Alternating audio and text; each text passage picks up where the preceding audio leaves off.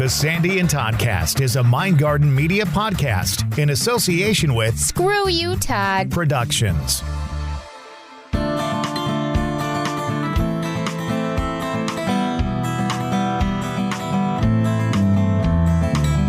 Another edition of the Sandy and Toddcast. Welcome to it. And this week, we're talking about two individuals who had a lot to do with paranormal research early on. And lots of controversy as well, Todd. Absolutely. Lots. Talking about Ed and Lorraine Warren, and we're going to get to that on the way next. Season 10, Episode 6. Here's Ed, here's Lorraine. It's next on the Sandy and Toddcast.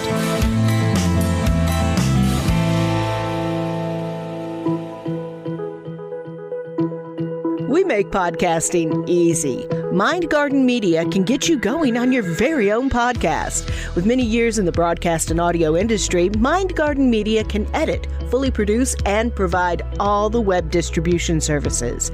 We're podcasters too, so we'll guide you every step of the way to a professional-sounding podcast production. For information, email the Mindgarden Media at gmail.com, the Mindgarden Media at gmail.com, or check us out on Facebook. Broadcasting from two very different yet magical places not found on any map. Get ready to discuss the strange, weird, ghostly, crazy, spooky, and odd things that take place around us each and every day. All while having a little bit of fun. This is the Sandy and Toddcast.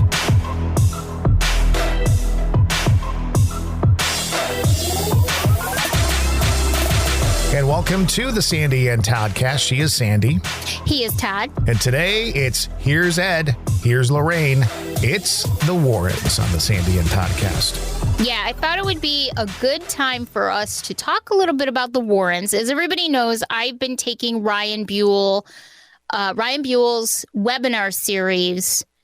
And Ryan, of course, was the creator and main person in Paranormal State, the TV show from the late 2000s. I think they did like 6 or 7 seasons, maybe more. I can't remember now. I'm old, so my memory doesn't go back that far sometimes. But I think they started around 2006.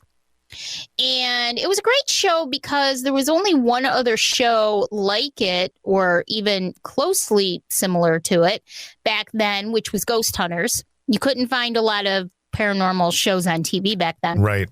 And they were sort of pioneers in the field. And what I liked was that they took a really holistic approach to ghost hunting, if you will. They kind of looked at the whole story, the big picture of everything, instead of just bringing in equipment and just investigating. They looked at the backgrounds of the people.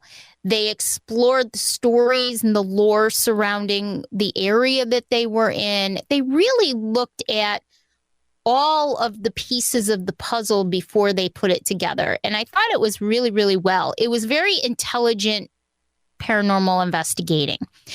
And so Ryan offered to do a 4-part webinar series that I bought the ticket for, and I have to say I'm so impressed. I really am enjoying it. The last one was this past Thursday night, and so tonight Dave and I are going to watch the recorded version together.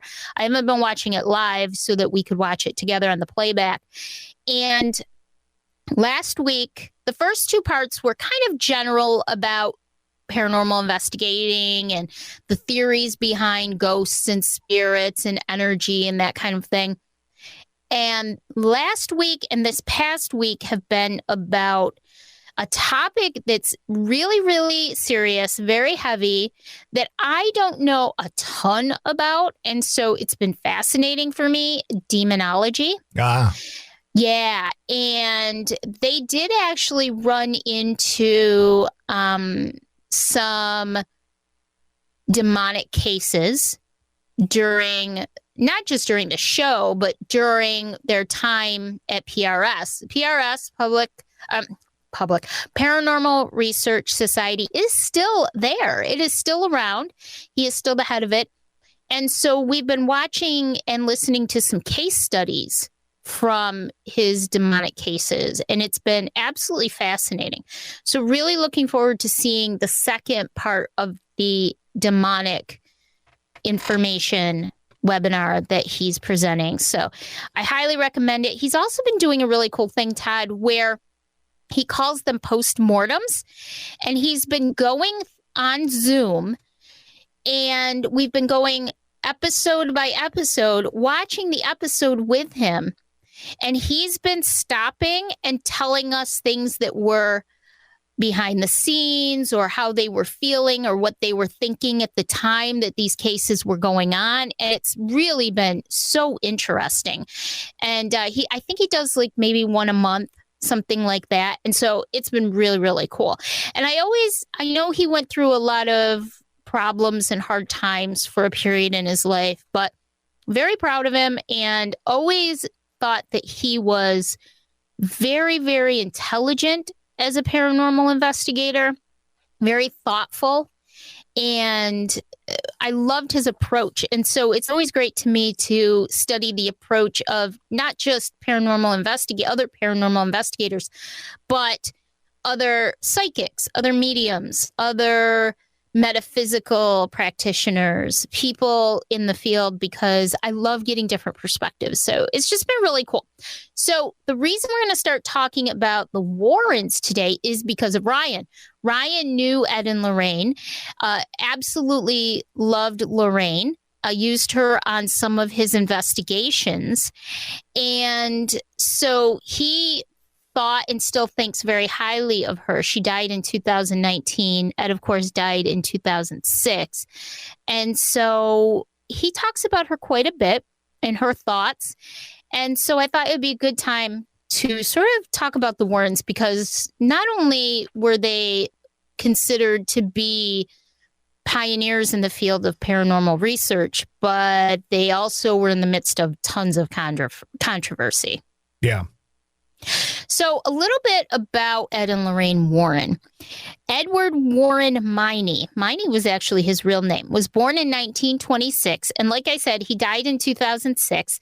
Lorraine Rita Warren was born in 1927, and she passed away in 2019.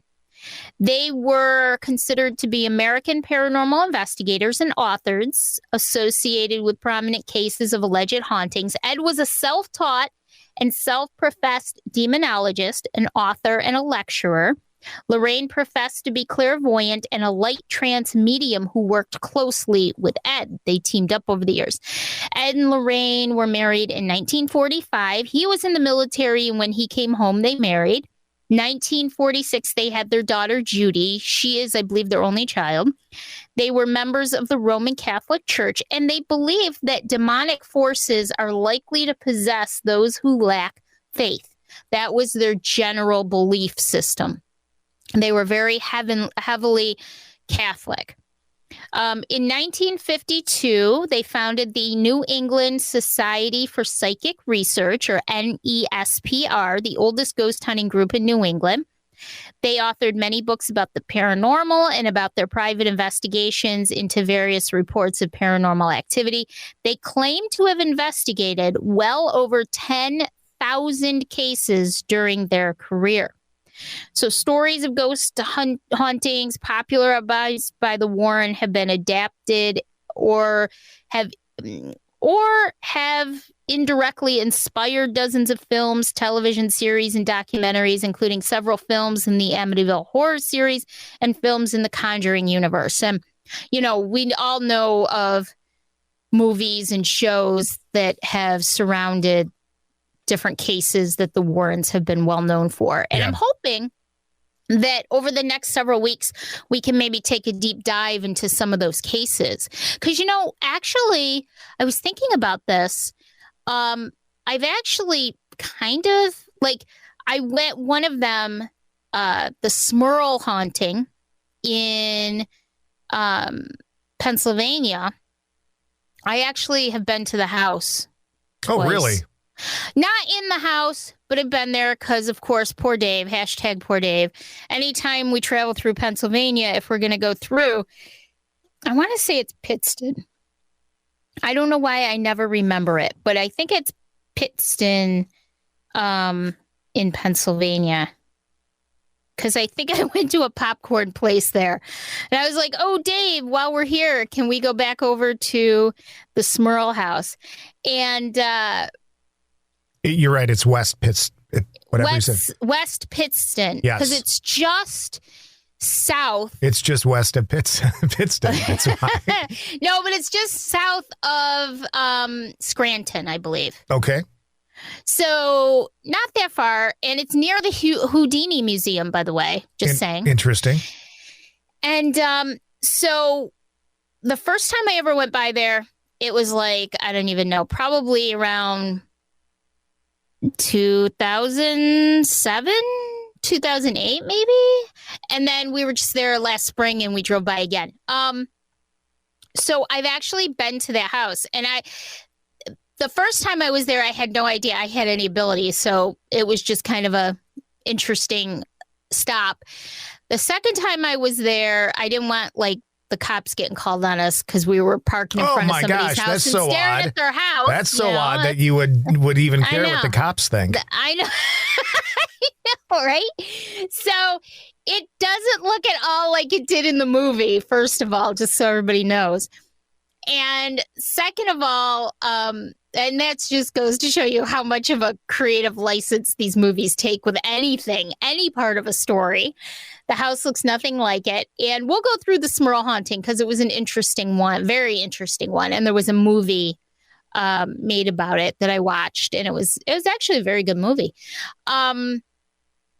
But I didn't feel anything crazy there or anything like that, which was interesting. But we'll talk about it. But there's been tons of movies made from cases that the Warrens have been famous for, including Annabelle the Doll, the big one, Amityville. Yep. The Perron Family, The Conjuring House, the Enfield Poltergeist. Have you ever heard of that one? Is that the one that's in England? Yes. Okay, so that was part of the Conjuring series. I think it was part of the Nun, right? I think so, yes. The first Nun is it the first Nun, or is it just the Conjuring where the Nun... It's the second Conjuring movie, I think, and the Nun is introduced in that one. I think so. And that, I haven't seen the Nun yet, but I want to see the Nun. I know. How have you not seen the Nun? I know. I don't know. You yelled at me like a year or two ago because I hadn't seen it yet, and I just have not seen the movie. I don't know. I got to watch it. So the Enfield Poltergeist, though, has always been fascinating to me, and we'll take a deep dive into that one, too, because I love that one. Let's see, what else? The Snedeker House, that was a haunting in Connecticut. Do you remember that family? Yeah. They bought the old funeral home, Yep. and they put one of the sons in the freaking basement where they used to do the... what's that word? Oh, yeah. Where they drain them and, Yep. yeah. And so that one, the Smurl family haunting we were just talking about, the trial of Arnie Johnson. Do you remember that one, the Devil Made Me Do It case? I remember the Devil Made Me Do It case, yes. Yes. And that was an interesting one because I think a movie just came out about that. So there were tons of them that the Warrens were supposedly involved in, different levels of involvement, but they were all revolving around the Warrens. So they were also responsible for training several self-described demonologists, including Dave Considine and their own nephew, John Zaffis. Now, David Considine, I've actually met and spoken to both of them, had conversations with both of them. John Zaffis, a lot of people know because John's well known. He had that haunted object show. Right. And he travels around the country to the Paracons, and he does talks. I've been to 3 of his talks over the years. I've been to 2 of David Considine's talks over the years. I really like them. Regardless of any controversy surrounding Ed and Lorraine, I do truly believe that David and John are the real deal, that with what they say they've gone through and they've done, I do believe them. You can get a lot from meeting these people in person and watching their presentations, looking at the evidence, the different things that they have, the way they carry themselves, the things they say. And I just really believe that these two have dealt with a lot of that stuff. And both really nice guys. We've talked about those EVPs that I got, and we've played them on the show before in Gettysburg at the Cashtown Inn. I actually showed those to both of them, and both were very impressed with them. And so I do think that whether you like the Warrens or not, I think that they have done some good, and we'll get to that in just a few minutes. But in addition to the investigations, Lorraine also ran the Warrens Occult Museum. Have you heard of that? Yep. You know about the Warrens Occult Museum. Now it's closed to the public since their death.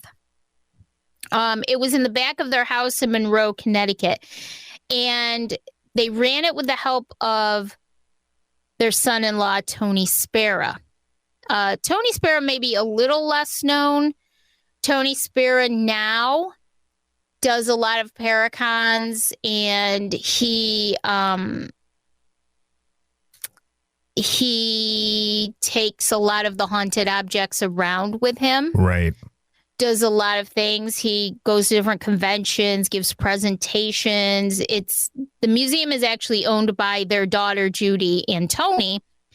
But you can't, there's no public thing now. He usually just takes stuff around, including Annabelle. And we'll talk about Annabelle in a few minutes. So this is where the controversy part comes in. I'm just going to read this because I thought this was extremely interesting. According to a 1997 interview with the Connecticut Post, Steve Novella and Perry DeAngelis investigated the Warrens for the New England Skeptical Society, or NESS. They found the couple to be pleasant people, but their claims of demons and ghosts to be, quote, at best, as tellers of meaningless ghost stories, and at worst, dangerous frauds, unquote. They took the $13 tour of the museum and looked at all the evidence the Warrens had for spirits and ghosts. They watched the videos and looked at the best evidence that the Warrens had. Their conclusion was that it's all blarney. They found common errors with flash photography and nothing evil in the artifacts the Warrens had collected. Quote, they have a ton of fish stories about evidence that got away. They're not doing good scientific investigation. They have a predetermined conclusion which they adhere to literally and religiously, unquote, according to Novella. Lorraine Warren said that the problem with Perry and Steve is that they don't base anything on a god. Novella responded, quote, it takes work to do solid, critical thinking, to actually employ your intellectual faculties and come to a conclusion that actually reflects reality. That's what scientists do every day, and that's what skeptics advocate. So, I thought that was a very interesting take on it. My take on it is that I do think that Lorraine truly had abilities. I don't doubt that for a second. I do think that Ed sort of, I don't know if latched onto that is the right word. I don't think that Ed had the same level of abilities. I do think that Ed took what Lorraine had and made it a team effort, and they developed it over the years. There are reports of people saying that they took advantage of certain situations to make money, create fame. Do I think that's possible? I do to some extent. Do I think all of their evidence was scientific? No. But isn't that what we do today? We try to mix as much science as we can with personal experience, with feeling, with sight, with hearing, with all of our senses, and we try to and we all, to some extent, take a religious approach to it in our own way. I say the prayer to St. Michael before an investigation. I say a prayer to St. Michael after the investigation. Am I a diehard Catholic? Not at all. Do I believe in God? I do.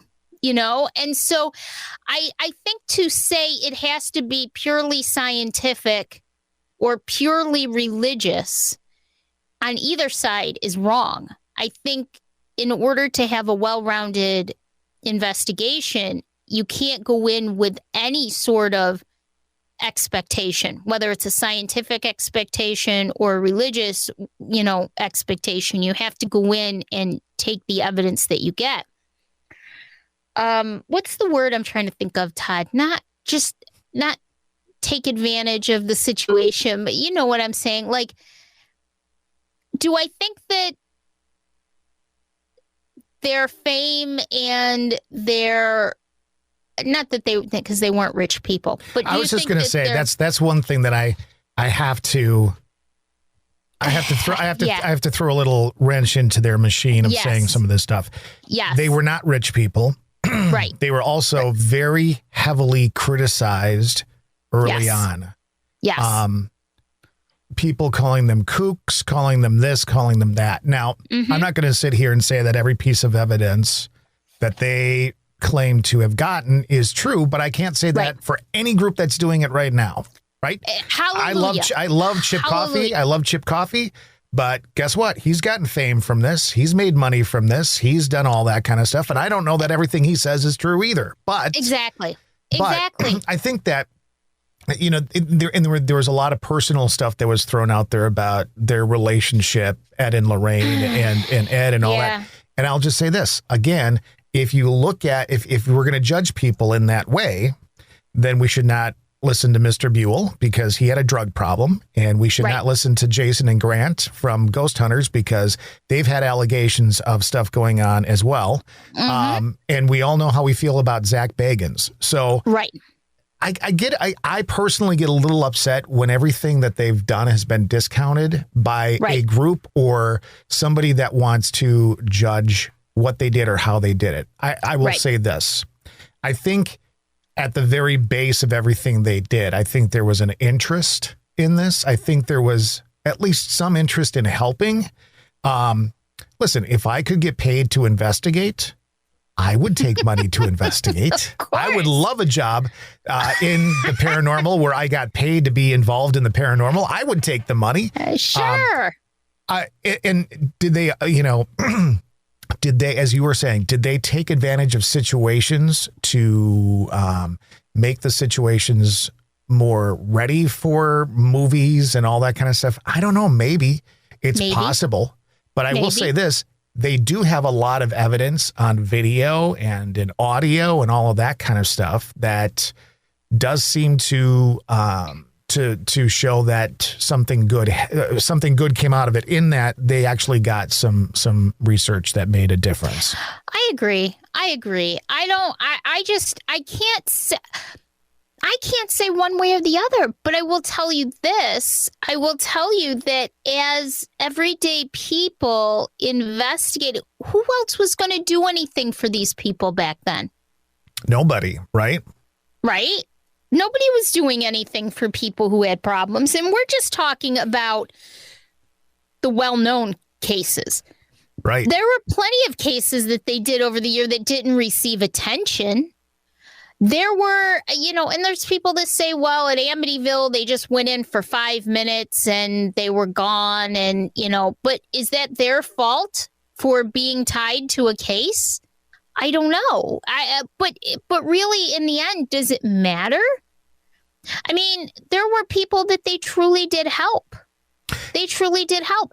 And you can't, I will say this, you can't dedicate your life to something and hope that all your bills and worries are taken care of. That's not how this works. Right. Unless you're a TV star in this field, you ain't making a ton of money. We see people who are involved in the paranormal who don't have shows, but they're traveling all over the place. Yep. They're traveling all over the place because they got to make money. Well, and here again, if you got to make money. If you look at any of the paranormal shows that are out there now, the what's the one that we like, the kindred spirits, right? Yes. Ghost hunters, they all do paracons. They all go out and do events. They all write books. Okay, they're making money off of it. Okay. Doesn't mean that they're taking advantage of the investigations or the information they come up with. I just think it's really easy to take some of the first well-known people who got involved in this and just, trash them as hard as you can. Nikola Tesla was was very interested in spirituality and ghosts and all that kind of stuff. And he was very involved in early investigating and trying to come up with ideas on how to prove this from a scientific level. And then a lot of things happened, wars happened, and where we lost all the money in the country, the Great Depression happened, and all that kind of went away, and you never heard about it again until folks like the Warrens brought it back. Right. So I listen, I'm not saying that they're angels and that they did everything, but what I'm saying is I think it's really easy I think it's easy to fall on top of them and throw them in the trash. The fact that John Zaffis worked with them and came through as as far as I'm concerned, a pretty believable and honest paranormal investigator. And listen, yes. I've heard, I watched his show too. There were times I'd be like, oh, come on, that spoon is not, the devil. Right. But I trust him. I have good thoughts about him. And I think if he came from their background, that must say something good about them. And, this is interesting too, that I agree with you on that. And again, if they were boring, you wouldn't want to watch them. Yeah, well, exactly. If they were boring, you wouldn't want. Who wants to watch his stupid, boring show? And the one thing that I will give Mr. Baggins is that it's never boring when he does a show. Granted, he gets possessed every single show. Somebody posted on Twitter, I think it was Jason Hawes. It was Jason Hawes. Who said something like, I've been investigating for X number of years and I've yet to become over 30 possessed. years. Yeah. I've never been possessed yet. And it was just really funny because everybody obviously knew who he was talking about. Right. But yeah, if they were boring, we wouldn't want to watch them. So is it their fault that they make themselves interesting? It's not their fault that they're making themselves fun and interesting to watch. I just think that, what do you want them to do? The woman has gifts. They decided years and years ago that this is what they wanted to make of their life. They have helped a lot of people. Are they 100% legit all the time, or were they? Probably not. I'm not saying. But again, would they have been able to help as many people as they have if they didn't put their name on some of the bigger stuff? I don't know. Right. But my take on it is it's the same with any well-known paranormal person. I was watching some really old ghost hunters because, as you know, there's not a lot of good TV on anymore. So on the free app that I have on my phone, there's a Ghost Hunters channel now, which I love. And it just keeps playing Ghost Hunters episodes. And so I was watching the early ones again. And so many times, especially early on, they would go into a home and nothing would be going on. They'd be able to say, well, that's your pipe in the wall. Look at this. When that water heater turns on or whatever, boom, that's banging there and this and that. And afterward, people would still say, well, I know they didn't find anything, but I still think it's haunted, blah, blah, blah. So it really doesn't matter if a team goes in and does a true investigation and says, you know what, we really didn't find anything, but we did find some debunks on some of this stuff, that people are still going to believe what they want to believe anyway. Exactly. So I think were the Warrens 100% always legit? Nah. I mean, you could even, even when I know you've got abilities, but I could even sit here and go, okay, Sandy says that she's getting this or that, and I could go, well, I don't know. She's crazy. Yeah. She's nuts. I'm trying to advance my career. Somebody did say that once, didn't they? I know they did. I'm like, funny? My career as a podcast editor and producer. Isn't that kind of funny? We're talking about this and you've been accused of the same thing. But like you're sitting there with your hands on the Grand Opera House and you're like, it's vibrating. I'm like, yeah, okay, gotta go now. Gotta go. No, but I mean, let's be honest. I have faith that you have abilities, and I have faith that Lorraine Warren had abilities as well. Yeah, I believe so. And people are going to believe what they want to believe on that stuff. So yeah, I would just say, if everybody loves to hate people. Yep. Everybody loves to hate people and find fault with them. And I'm not saying they were perfect angels, because obviously they weren't. And there's a lot of other non-paranormal controversies surrounding Ed and Lorraine Warren still to this day, even though Ed's been gone since 2006 and she's been gone since 2019. But in the end, I think that what they did contribute to the paranormal world outweighs what maybe they didn't. Opportunists. That's the word I've been trying to think of the whole time. And listen, I'm not going to lie. They probably were a little opportunist. Sure. Again, they have to make money. Yeah. They have to make money. Listen, maybe they showed up at a few places that were, a big deal because they knew that their name would be attached to it. That is possible. And it's no different than, a lawyer that sees something going on and gets involved. I mean, there is opportunistic things that happen in every line of business. Of course. I'm not going to fault them for that. No. Does it make them a little slimy? Maybe. But if some good stuff came out of it, okay, great. But does it negate? No. Does it actually negate the good work that they did? No, I don't think it does, because if they've really done over 10,000 cases and maybe 10 to 12 are well-known cases, what does that mean for everything else? Right. You don't hear about those people coming out and saying, and again, they may very well have been opportunistic. I'm hoping to get somebody from one of the more well-known cases to tell us their side of the story, in the near future, maybe in the next season, to come in and tell us their side of the story, what they observed, what they feel, because I think that would be interesting. And I want to get different perspectives on this, because I think it's interesting enough, especially in today's world of paranormal investigations, where you've got people that you really trust a lot, and then you've got the kind of shady people that we make fun of all the time and, are laughing all the way to the bank. Opportunistic.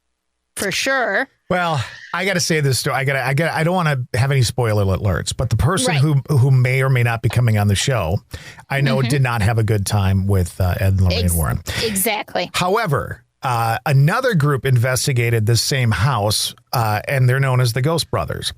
And one of the things they did, I laugh every time I think about them. One of the things they did, and listen. Okay, talk about a group that does some unconventional shit. In this location that this family had this experience in, Joanne Mass took his shirt off and got tied into one of the beds. Do you remember that? In a sexual situation.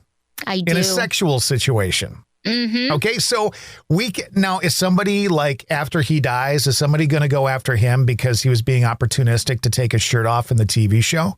I don't think so. It's just it was entertainment at that point. Blah blah blah. I'm not going to. I mean, did I roll my eyes a little bit? Yes. But it was for entertainment. I got it. Blah blah blah. And it was funny. It was. But here's the thing: if this person's gonna, and I'll be nice to her, but if she's gonna be down on Ed and Lorraine Warren, how did she feel about this team going in and doing some sexual ghost hunting? I mean, great question to ask. Are you gonna draw the line on that, or is that okay? Mm-hmm.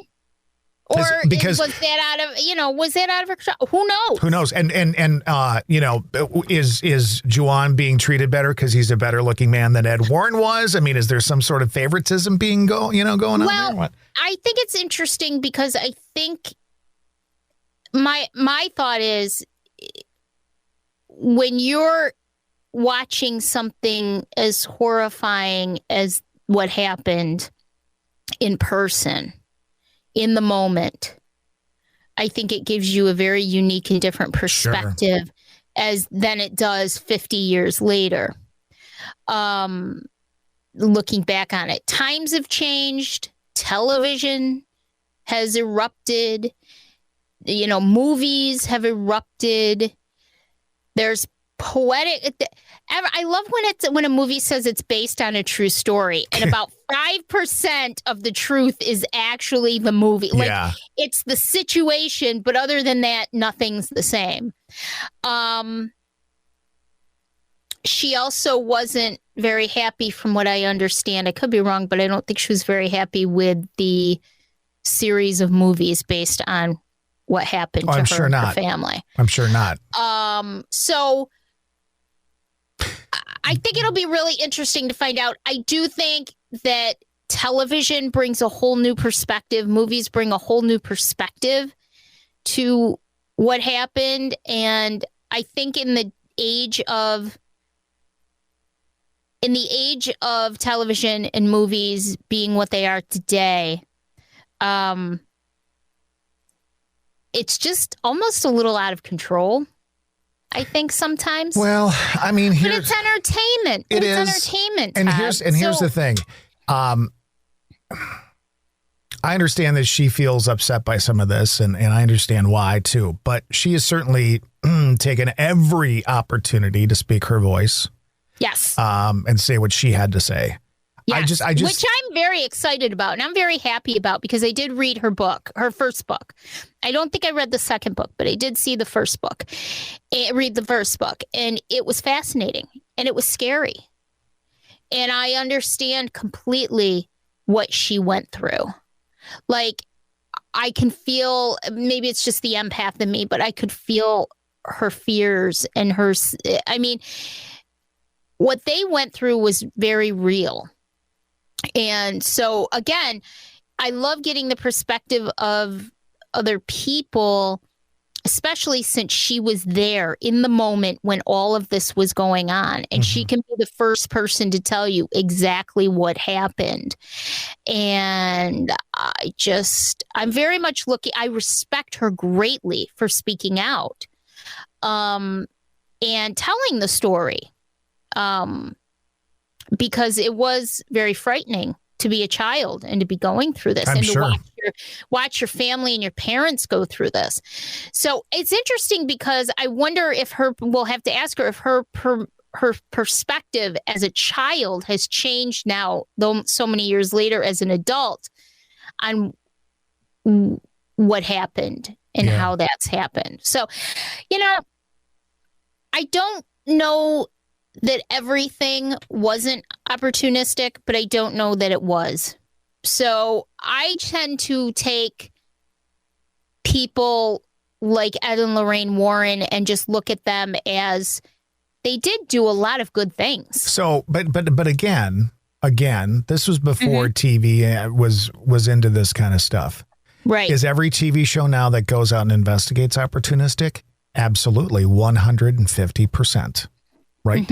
Every show, Ghost Hunters, Kindred Spirits, all of it. Yeah. Opportunistic. Of course. Yes.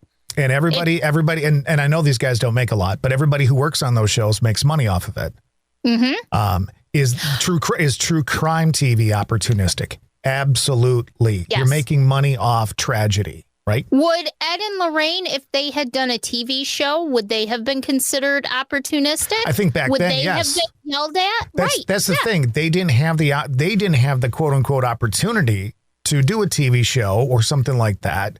They did books, and they were parts. They were involved in cases that had big names to make money. So they're no more opportunistic than anybody investigating today who's on TV or does a podcast and makes money or goes to Paracons and makes money. It's the same freaking thing. Wait, you can make money off podcasts? Some people do. Because we've been spending money. I take all the money I make on the other podcast and put it into this one. That's what I do. We've been spending money for 3 years. Right. Are we insane? Must be. So I just, you know what? It's devil's advocate all the way. But again, if they had a show, maybe they would have been accepted more. Because maybe if they had a show today, they would have been accepted more. They didn't have a show, but the same people that are probably putting down Ed and Lorraine Warren watch all these other shows today. Sure. And lay people or the ones who are ripping on Ed and Lorraine Warren, are they ripping on Adam Berry and what's her name? Right. And are they ripping on everybody? Because that's all opportunistic. It is. You're on TV. You're making a couple grand a year off of it at least. I know they don't make a lot of money on those shows, but at least not most of them. Most of it is it's just their passion. But where they make their money is, and not a lot of it again, but where they make their money to live on is they go to Paracons. Yep. They go to write books. Write books. They do all of this stuff. I'm actually in the middle of reading Adam Berry's book right now. Mm-hmm. Which is very good, by the way.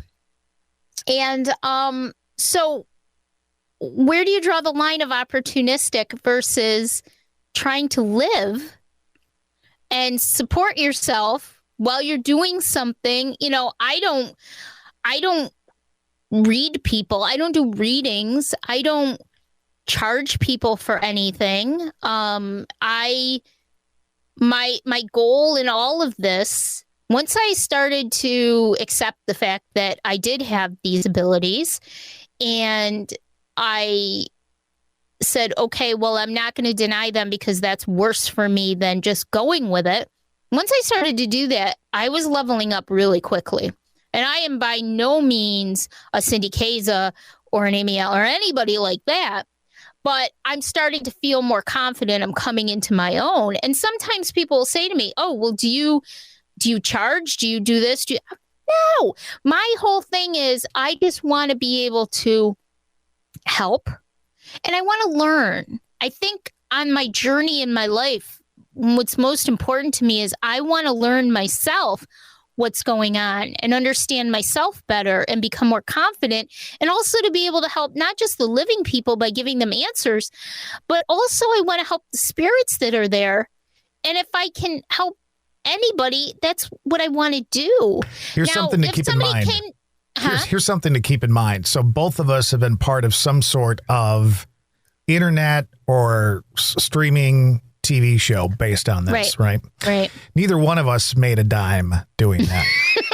But we spent gas money. But there are people who made money on it. Mm-hmm. Right? So, I mean, we kind of fed into the opportunistic thing as well because we were part of something that made people money. Right. Yeah.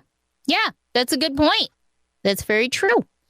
And, you're no better than Lorraine. And that's when you scream, you're no better than Ed. That's true. But, I mean, what are you going to do if you need to make a living? I've seen their house. There is a couple on YouTube. Their channel is called, and I'm not affiliated with them anyway, but I watch them, called Grim Life Collective. And they go around to different famous places, cemeteries where people are buried. They actually visited Ed and Lorraine's grave in Connecticut, and they went to their house. Now, you can't get on their property, but you can kind of stand on the side of the road and can kind of look down. It's like down this lane type thing. And they got as far as they could to do it. And, these people didn't live in a big mansion. They had an older home that they lived in for years and years. They weren't living high off the hog. Right. If that was the case, then they wouldn't be doing all of the things that they were doing until they were basically in the ground. Here's what's crazy about that, though, too. Like, if you think about opportunistic money making, and you talk about people's homes and stuff, and then you look at like what some of the religious leaders in this country have for homes and the cars they drive and the money they have. Yep. Yeah. That's something, isn't it? Yeah.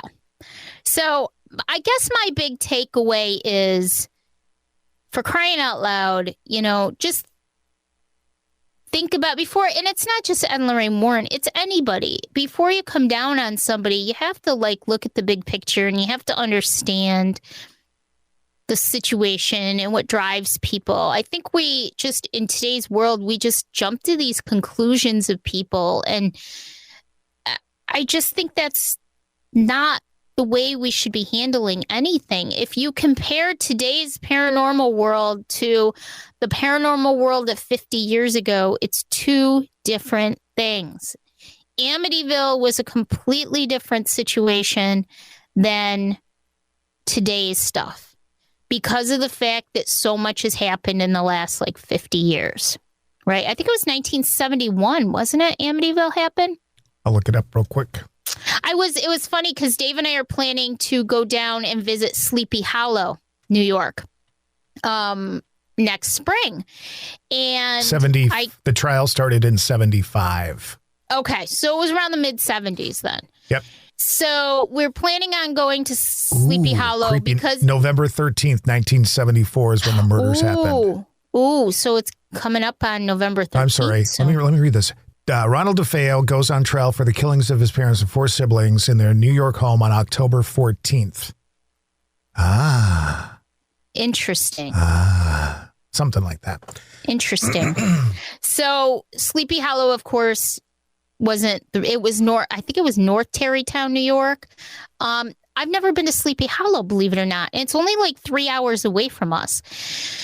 So we're going to go down there. We're going to go, and I'm sure I'll bring the listeners a whole report of everything going on. But I actually, believe it or not, Todd, we're going to stay a little bit north, about an hour north, and then drive down for a day trip. But I actually Googled how far we were from the Amityville house because I've never been to the Amityville house either.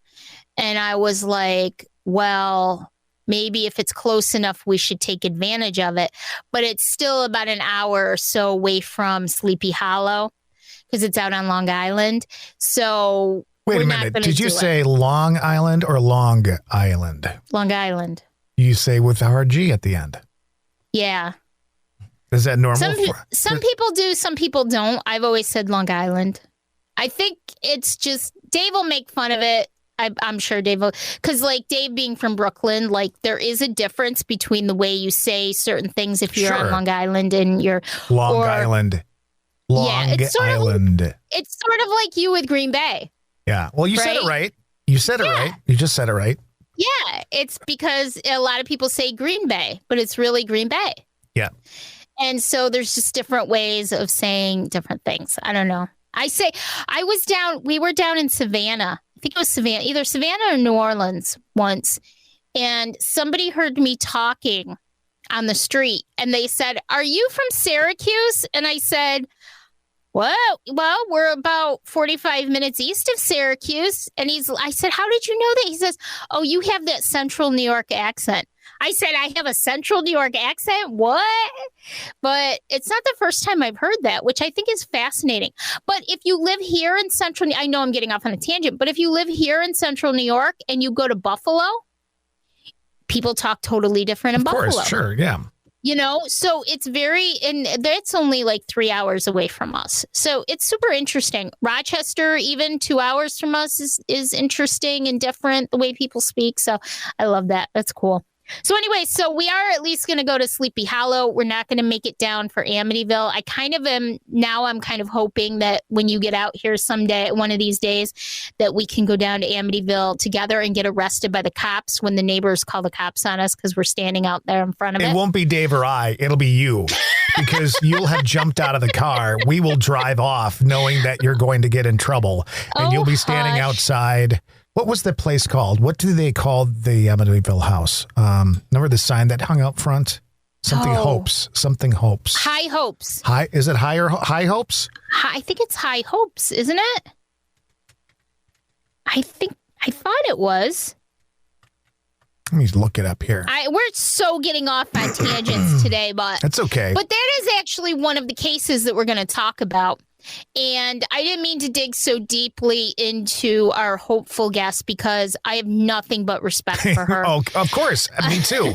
Absolutely. High hopes. You were right. High hopes. High hopes. Without a doubt, I have huge respect for her, and I'm going to fangirl all over the place if we do get to speak with her, because she has done a lot for the paranormal community, and that she has really spoken her mind and spoken of her true experiences. And so I'm just fascinated. I can't wait.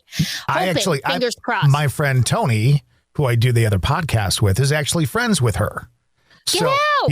I didn't know that. Yeah, like not that long ago, they were both down in Florida and they met up for lunch and all that kind of stuff. So I have a ton of respect for her and what she went through and all that. Please understand there's no derogatory remarks regarding her. I think in general, though, I think sometimes it's just easy to point fingers and label people certain things. And I'm not sure that certain people get the right rap on that. That's all. Well, here's the thing, though. Before we wrap up for the show, I do think that it's all in the eye of the beholder. It's all everybody's each individual perspective.